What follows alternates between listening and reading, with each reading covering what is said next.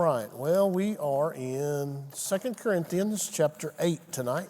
If you want to find your place there.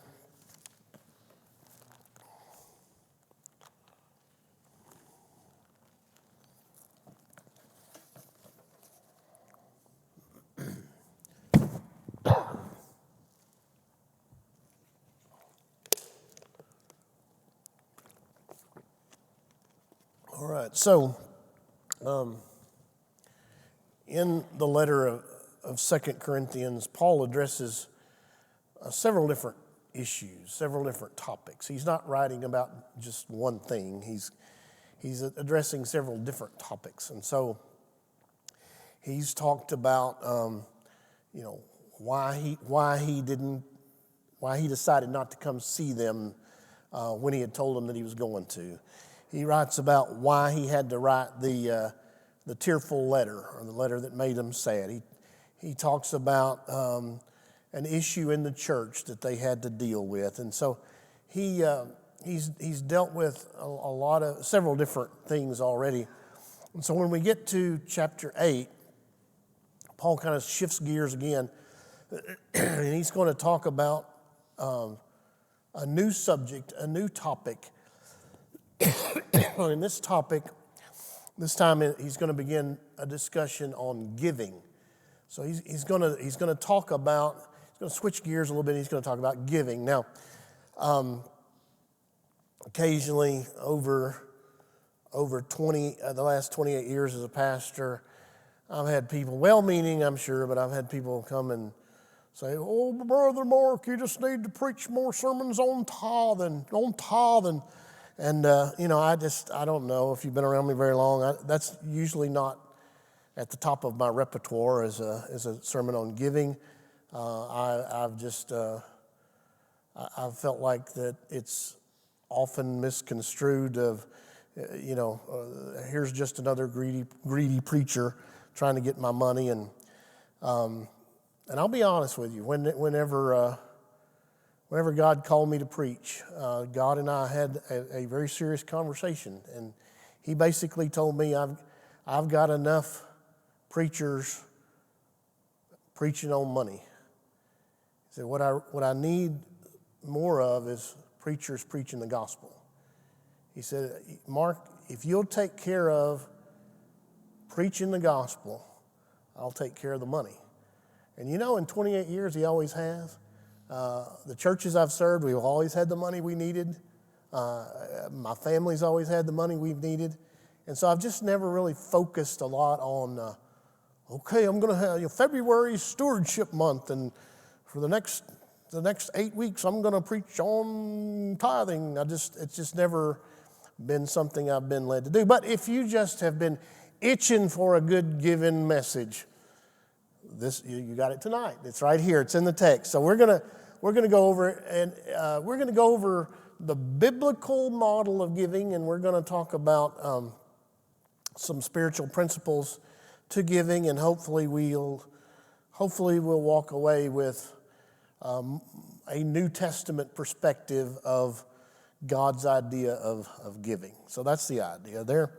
So let's take a look. Let's dig in. Verse 1.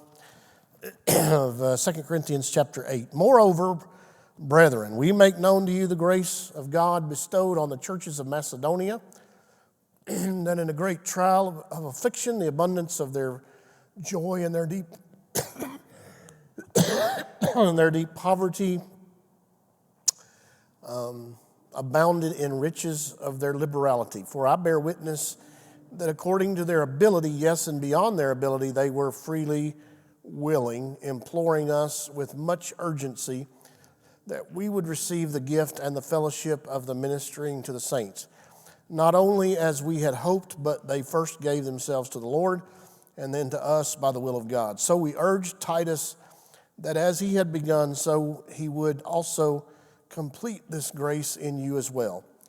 But as you abound in everything in faith, in speech, in knowledge, in all diligence, and in your love for us, see that you abound in this grace also." Okay. What is Paul encouraging the Corinthian church to do in these verses?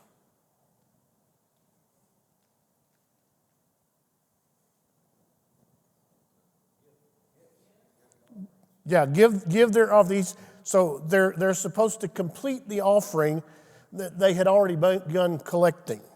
So this is an offering that they had already started, but they hadn't finished it. They let it slide. They were lax in finishing it up, and he's saying you need to go ahead and finish the offering so that it can go to where it was going. Now, where was it going? What was the offering for?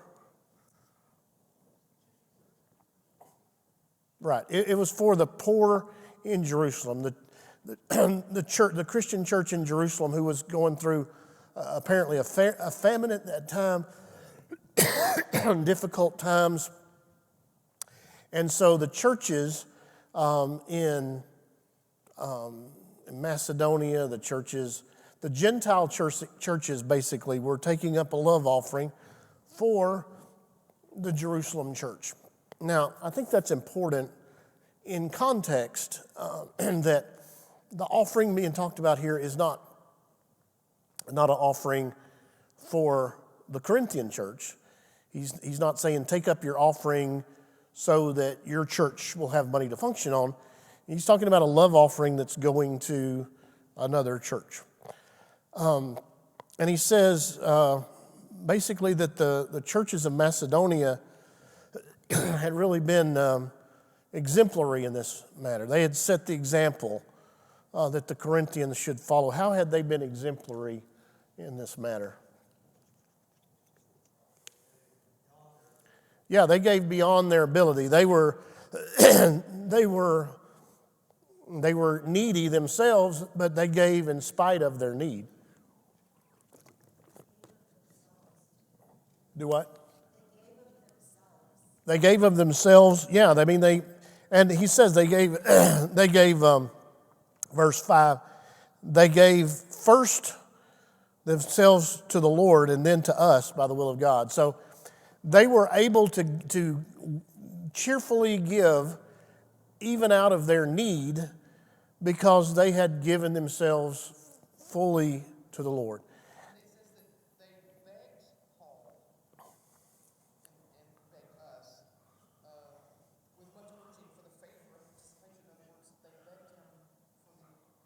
Right. Where you are where? What verse are you? For you. Imploring us, with much urgency. See, they wanted to participate. And it seems as though the whole key to it is that they had first given themselves fully to Jesus. And so after they had done that, giving the money is easy. You give yourself fully to Jesus, giving him your money is easy. The idea there.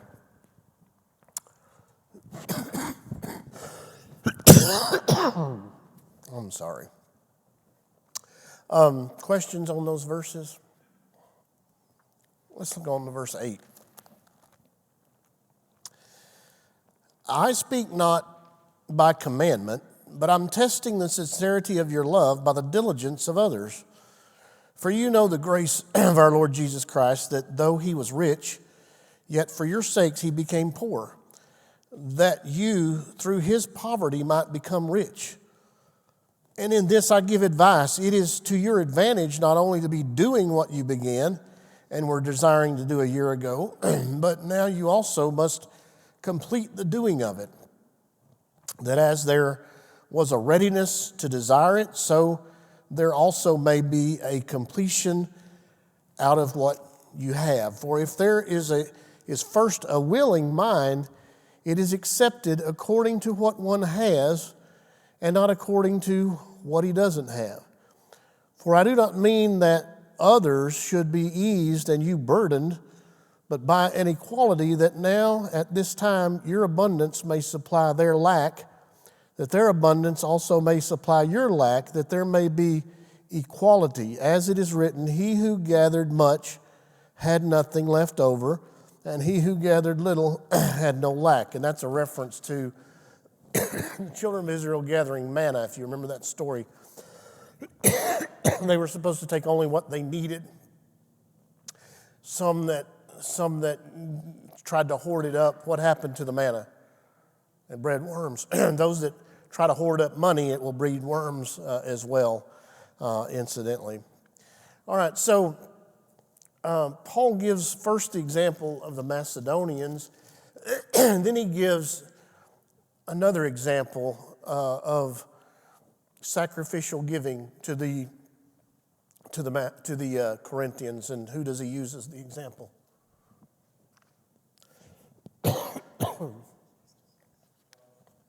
Who? Christ, yeah. Exactly, he uses Jesus. He says, verse 9, for you know the grace of our Lord Jesus Christ, that though he was rich, yet for your sakes he became poor, that you through his poverty might become rich. And so Paul is trying to appeal to them. He's saying, look, you apparently began this offering and then maybe stopped it because what you said was, well, we don't really have it to give. You know, that's kind of the common thing that people, kind of common excuse as to why people don't give. Well, we don't have it to give. And, you know, he talks about, first of all, the Macedonians who gave out of what they didn't have. Then he talks about Jesus who gave sacrificially. And then he says it's acceptable to give according to what you have, not according to what you don't have. In other words, God isn't asking you to give something you don't have. He's asking you to give of what you do have, is the idea. Now, in these verses, Paul lines out really three principles of giving that I think are still applicable for the church today. So I'd like to talk about those for just a minute, if we could. Anybody want to take a guess as to what the first one? First one is found in verse 12. What would you say it would be? Willingness? Well, willingness, yeah. That is a principle. God loves a cheerful giver. But I was keying more off of it is accepted according to what one has and not according to what one doesn't have. So the idea being that that giving should be proportional. There's a proportionality in giving. In other words, God expects you to give based on what you have. Now, this is a good thing. God set this up in a good way because it allows for the rich man and the poor man to each give a gift to God. And if they give of what they have, then both gifts are great in the sight of the Lord. If the one who has a whole lot gives a whole lot, that gift is great in the eyes of God. If the one who has very little gives very little, guess what? That gift is great in the eyes of God. So it's a beautiful thing that as we come together as a church, that you give of what you have. And if you have a lot, you give a lot. And if you don't have a lot, you don't give a lot. But what you give is great in the sight of the Lord. Now, conversely, if you have a whole lot and you don't give it very much at all, that's not a very great gift in God's eyes. And if you don't have very much and you give it grudgingly, that's not a very great gift in God's eyes. But that's the idea, proportionality. The second one is found in 14, and that's this idea of equality. That we would be, the purpose of the giving should be one of equality, particularly in this case where they're giving a love offering. Now, what in the world does he mean by that? Well, here's the idea. In God's church, in God's kingdom, it is not really, and the New Testament model bears this out, that it is not really God's ideal that you would have some in the church that would be hoarding up great stores of wealth, and you would have others in the church that would be living in abject poverty. That God's ideal is that it would be, that we would be roughly equal. That when we come together, we would be roughly all about equal. Now, how does this play itself out? Well, in the early church, they thought they had it figured out. And they set up basically like a communal lifestyle, a communal living thing. So everybody would take their money and they would put it in one pot. And we basically just all kind of lived in a little commune, and we took the money that was in the pot, and we bought our food with it, we bought our clothes with it, we met our needs with that. And so the people that had a little bit to put in, they put in their little bit, and the people that had a lot to put in, they put in their lot of bit, and the church had a pool of money, and they just met, everybody's needs were met. In theory, if everybody did what they were supposed to do, it was a great system. But does everybody do what they're supposed to do? And so abuses came in. We see early on with the story of like Ananias and Sapphira. You know, they sold their property, they put in some of it, but they kept back some for themselves, you know. And so that has to be dealt with. God dealt with it, but it has to be dealt with.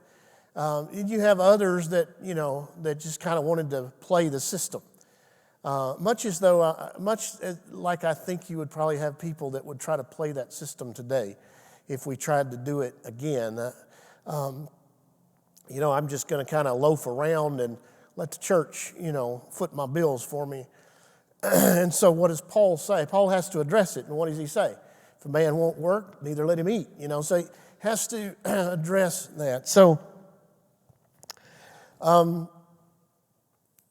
here's how. So would it work today? Would that work today? I would like to say sure. We'd all just be so mature that it would, but the reality is probably wouldn't. It probably wouldn't. Our society is not set up in such a way that would be very conducive to that, and honestly, that I think it wouldn't be long before jealousy would set in, because what is a need to me may not be a need to you. I may really need an Xbox, but Steve may really need an airplane. Paul may say y'all are both crazy. I just trying to put food on my table. So it would be very difficult to live in a communal system of church right now. So how does it play itself out in a practical sense and a spiritual sense? Well, I think it plays it out this way, and I think that's what Paul is talking about here, is that if I have something, and this gets to the third one, and that's reciprocity. That there should be reciprocity in giving, and what he means by that is this: if I have something and you need it, then I should give it to you. I mean, if Steve needs something, and I can somehow meet that need, whether that's money wise or helping him in some way, or some thing that I have that he needs that I can give to him, I ought to do that, because he's my Christian brother and I love him. And consequently, if you see that I have a need and you can meet that need, then you should step up and meet that need. And so we're all when we all have that idea that, look, this is not my money, it's God's money, and my goal is not to try to, be like the man. You remember the parable that Jesus tells about the man who he was so distraught because his barns were full, and he says, "What am I going to do? I know what I'll do. I'll tear down my barns and I'll build bigger barns." Our goal shouldn't be when we get our barns full, let's just rip down the barns and build bigger barns. But our goal should be, okay, God has blessed me with this. I should look around to see who needs help that I can help, and do it that way. So that's the idea of giving, particularly when it comes to helping other people, and it also plays into the giving of money to the church as well. So let's go down this path just a little bit longer here. How much, as a Christian, how much am I supposed to give?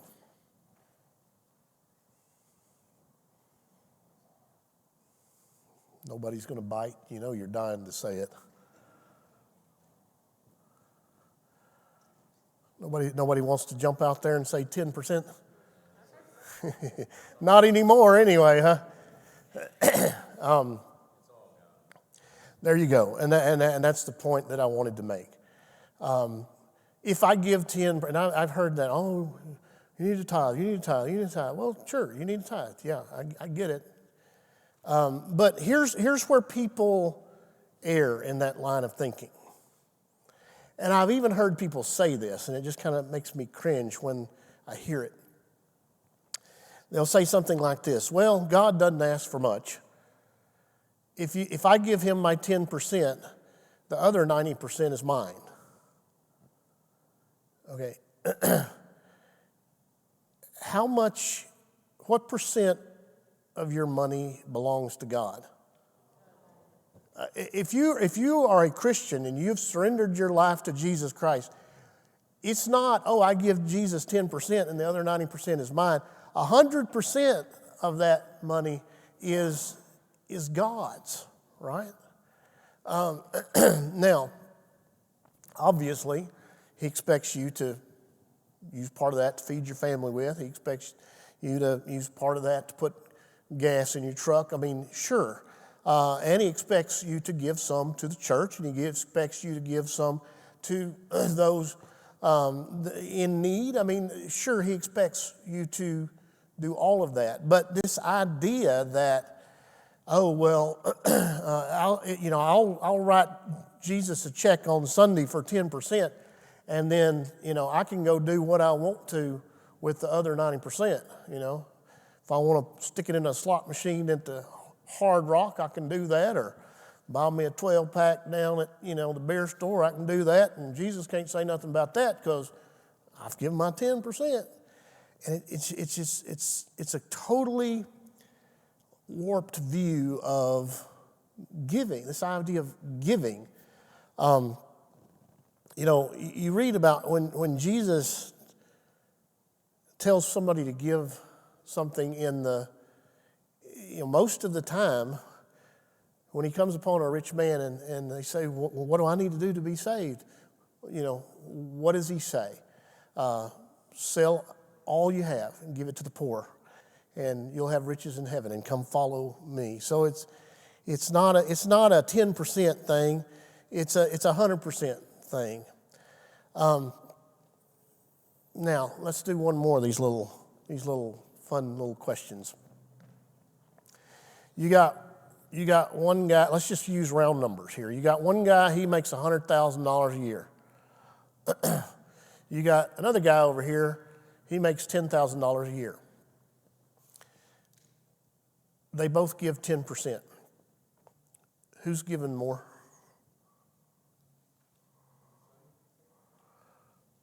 See, you want to say the same, right? They've both given 10%, so they're giving the same. have they really given the same?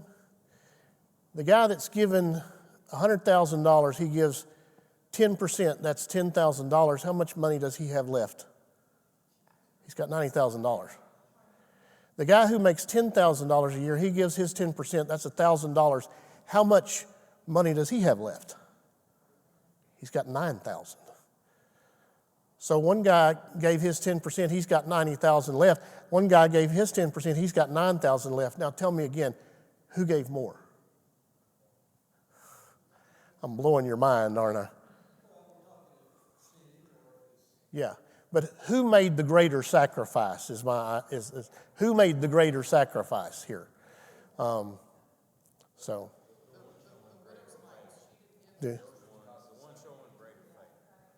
Greater faith, because they're going to have less left. Yes. What did you say?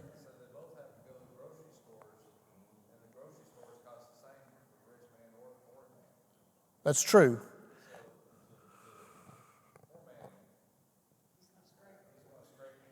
Yeah, he's got less left over to, that's the point I was trying to make. Somebody over here was going to say something.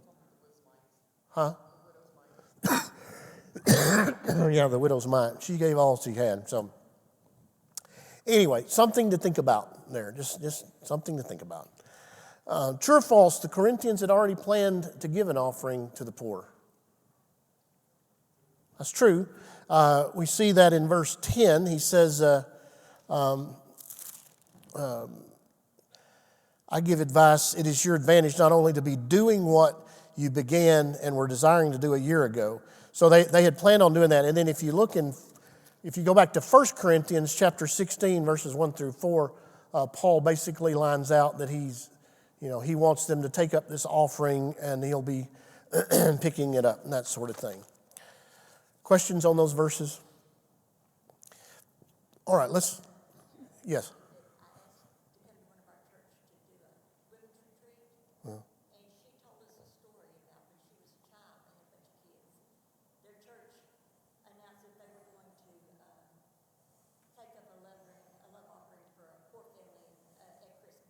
Mm-hmm. For a poor family. And she said they were just all so excited about it. They sold eggs and they gifted up hot bottles and just anything they could. And when it was all said and done, they gifted up $63 and some change. And they, took it to church. And the next Sunday, as they were leaving, the pastor handed them an envelope. And when they got it home, they opened it, and it was that $63 and some change. They were the poor family. Yeah.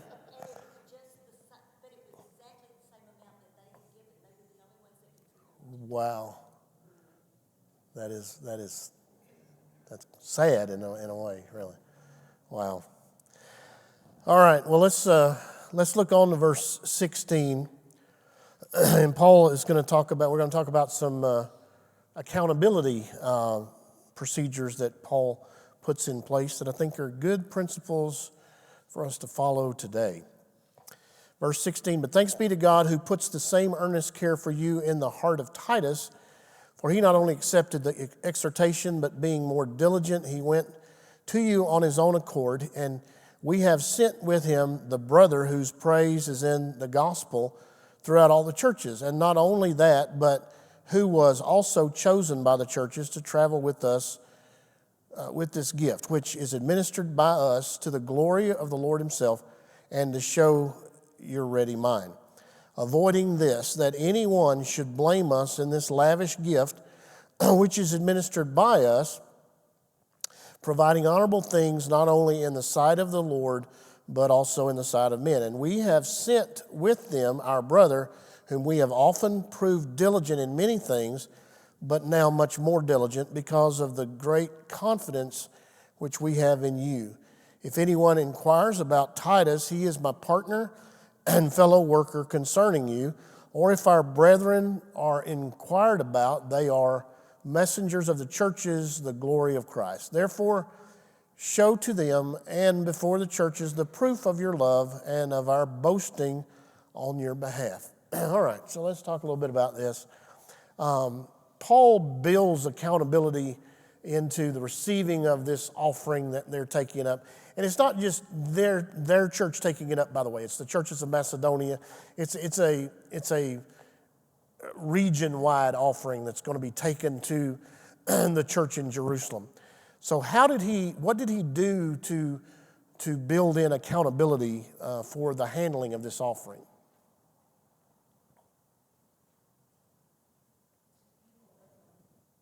Do what? Yeah, he had two people with him. First of all, he distanced himself from the actual collecting and delivering the offering. He wasn't the one that was going to pick it up. He wasn't the one that was going to be handling the money. So I think that's key. I've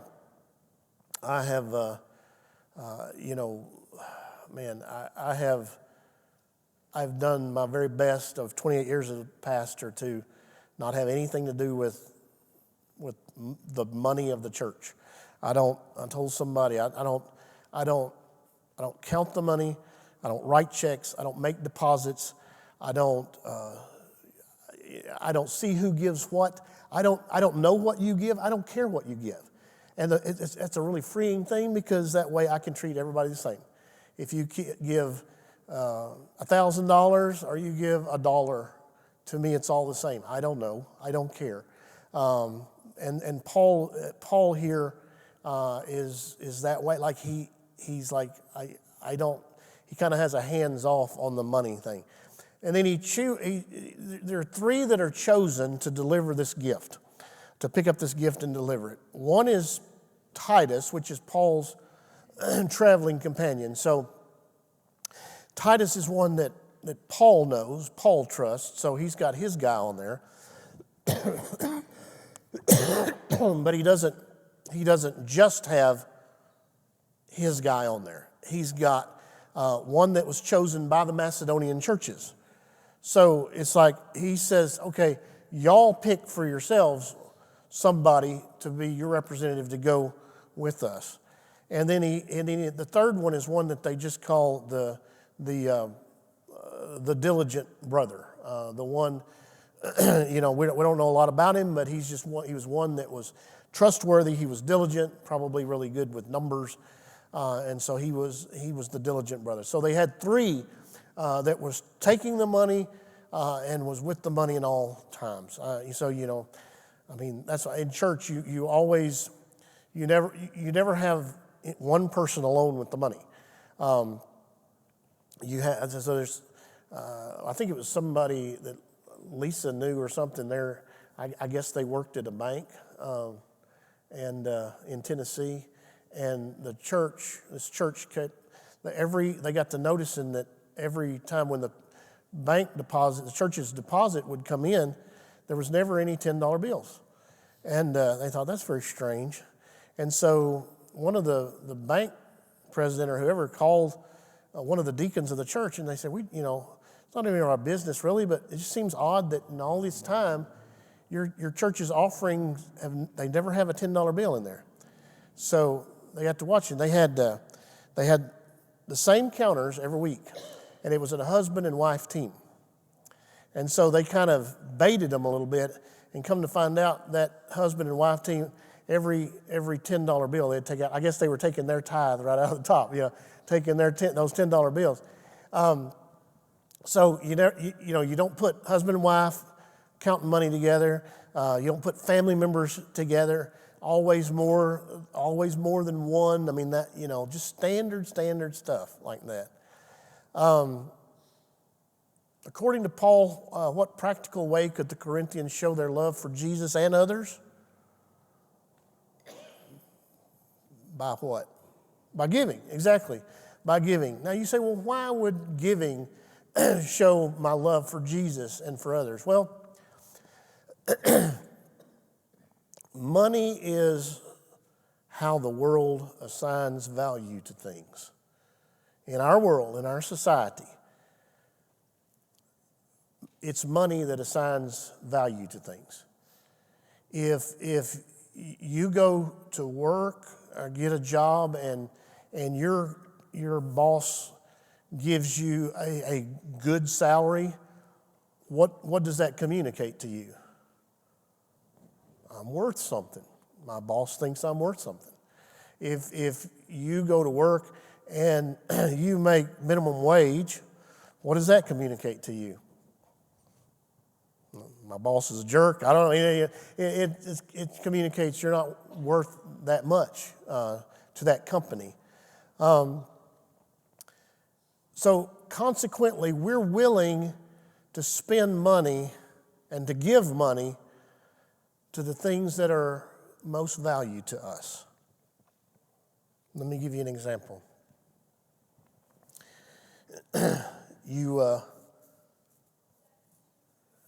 Doctor comes in and tells you, hey, your son has this rare disease. He needs a special medicine. But it's going to cost $100,000 a dose. And he's going to need a year's worth of it to get him well. But he's going to die if he doesn't have it. What are you going to do? You're going to do everything in your power to get that money, are you not? How many of you have, you don't have to raise your hand. I mean, do you have a couple $1 million sitting around, that you can just write a check for? Most of us do not, Most of us do not. But if somebody tells you that, what are you going to do? I am going to exhaust every avenue to get that money. Why? Because my son is worth something to me.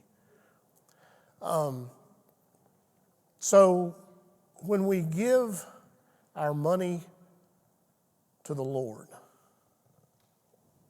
and by extension to others in need, what is that communicating?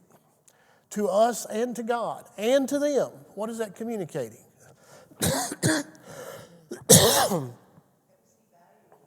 Exactly. That God is worth giving to. That you are worth giving to. That's the idea there.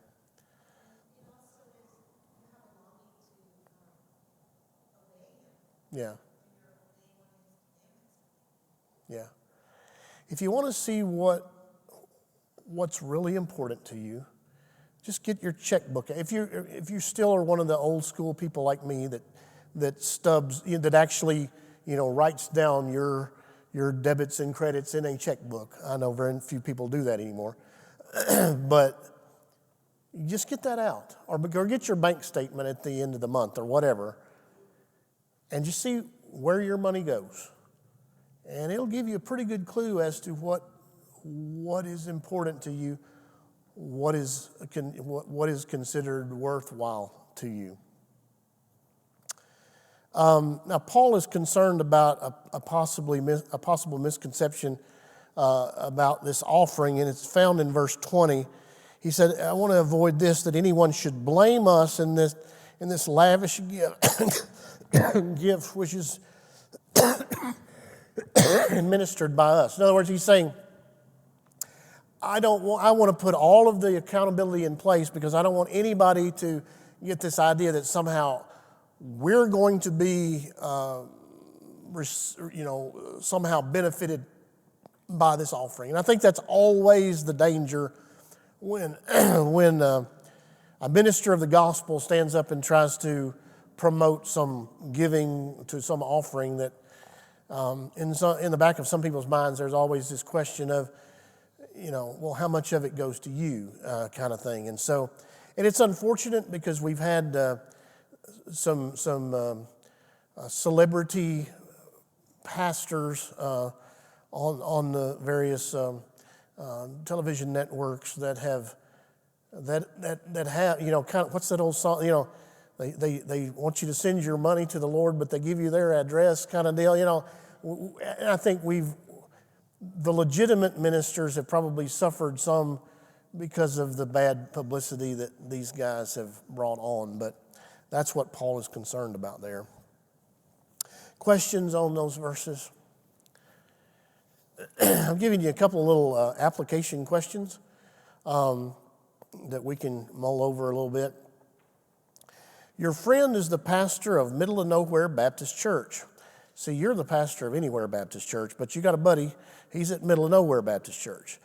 And he shares with you that his church's offerings have far exceeded expenditures, and the church now has a surplus of funds. And to celebrate, he's instructing the church to observe a sabbatical from giving. And for the next year, they are to give no offerings because the church doesn't need them. What's wrong with this idea? You say, I don't know, but I'm going to move my letter to Middle of Nowhere Baptist Church, right? What's wrong with this?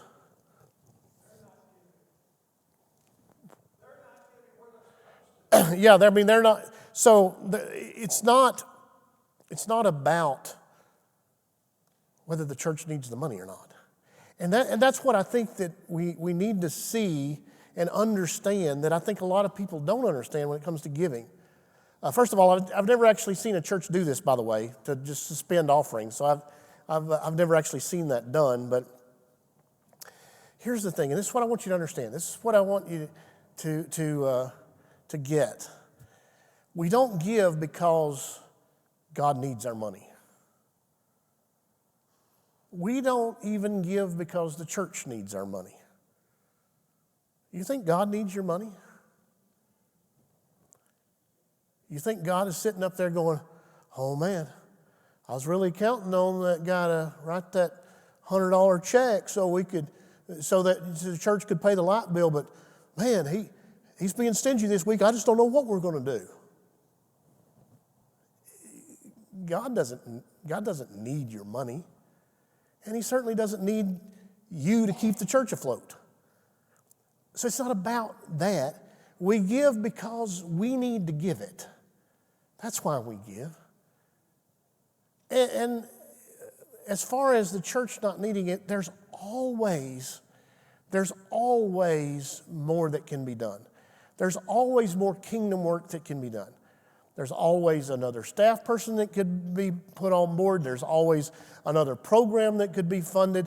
There's always another mission project, another missionary. There's always something. The kingdom work is never exhausted. And so this idea that, oh, well, we don't need any more, there's always more that can be done.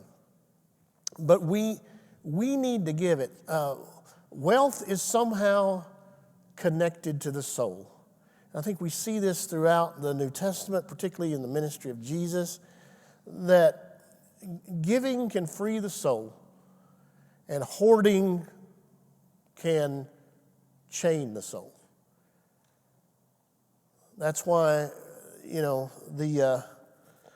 like the rich young ruler, what must I do? Keep the commandments. Well, I've done all that. What do I still need to do? I'm convinced if Jesus would have said, well, give 10% to the temple and you'll have riches in heaven, he would have wrote the check right then.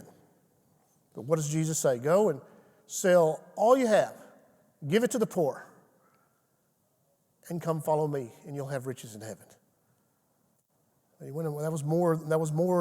was a bigger check than he was ready to write. He was, and at that point, Jesus had hit on the real issue that he already had a God, and it was his money. And he could not follow Jesus as Lord as long as money was his Lord. And so we need to give because wealth is connected to your soul. And to give it frees your soul. And to hoard it puts a chain on your soul. All right, here's the other application question.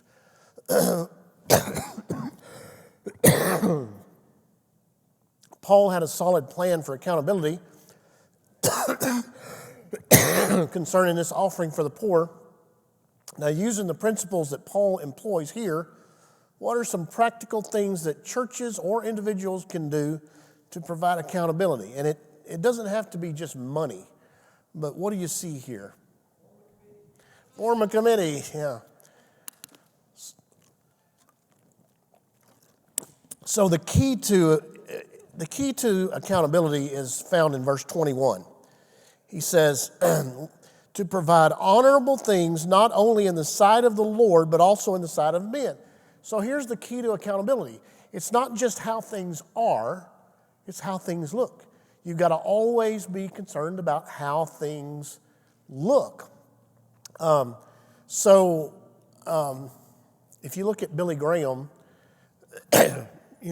probably no one was under greater scrutiny than Billy Graham. And he lived out his life and his ministry and was never,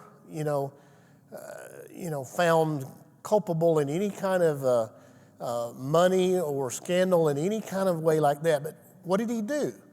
Well, early on when his ministry began to grow, he set up a board of directors of local Christian businessmen that would run his evangelistic association. They put everybody on the evangelistic team on a salary, and then both he personally, his personal finances, as well as the association, were audited every year, and then the results of that audit was made public to anybody. So complete transparency in that. Beyond that, we've always heard of Billy Graham's rule of you never be alone with a woman. And that, man, it's smart. It's wise. I've tried to. So early on in my ministry, I'm talking about, when I was first called to preach. A wise old pastor pulled me aside. He said, "I'm going to give you some advice." And he said, "If you'll keep your hands off the women and the money, you'll have a long and productive ministry." And I've tried very hard to do that. Like I told you before, I don't handle money. I don't count money. I don't write checks. I don't make deposits. Occasionally I have people will come and, here, put this in the offering plate, or put this in, if it's cash, I don't want to hold it at all. If it's a check, I'll take you in the office and we'll let you put your envelope in the office or something. I really don't. I really try to be very careful about that. Same way with women. I don't counsel women in my office alone. If one comes and needing counseling, we leave the door open, and there's always Sandy or Trey or Bob or somebody that's in there, at least close enough to provide some accountability. I don't get in the car and ride to Tulsa with some woman that isn't my wife. The other day, a woman was church member had bought a new car, and they were so excited. Come see my car. Come see our car. So me and Lisa go out to see this car, and they're like, "Well, Brother Mark, you get in the front seat, And so this I don't remember if I was in the driver's seat or the shotgun. I think I was in shotgun. Lisa just climbs in the back seat, and we're both in there. All three of us in there, and we're looking at it and cranking the engine and all that sort of stuff. So we crank the car and start to get out, and there's people milling around the church parking lot. And I told Lisa, said, "You make doggone sure that people see you get out of the back seat of this car. Because I do not want what someone sees is, oh, Brother Mark just got out of the car with a woman." Yes, my wife was in there too, in the back seat. So just how things look. And man, it's so many ministers have gone by the wayside because they didn't follow those two simple things. The women and the money. 9 times out of 10, if a pastor falls, it will be in one of those two areas. Women or money. So it's good. It's a good rule for life, whether you're in the ministry or not. So anyway, how things look, it matters. All right, that's pretty much what I had for tonight. Questions, comments?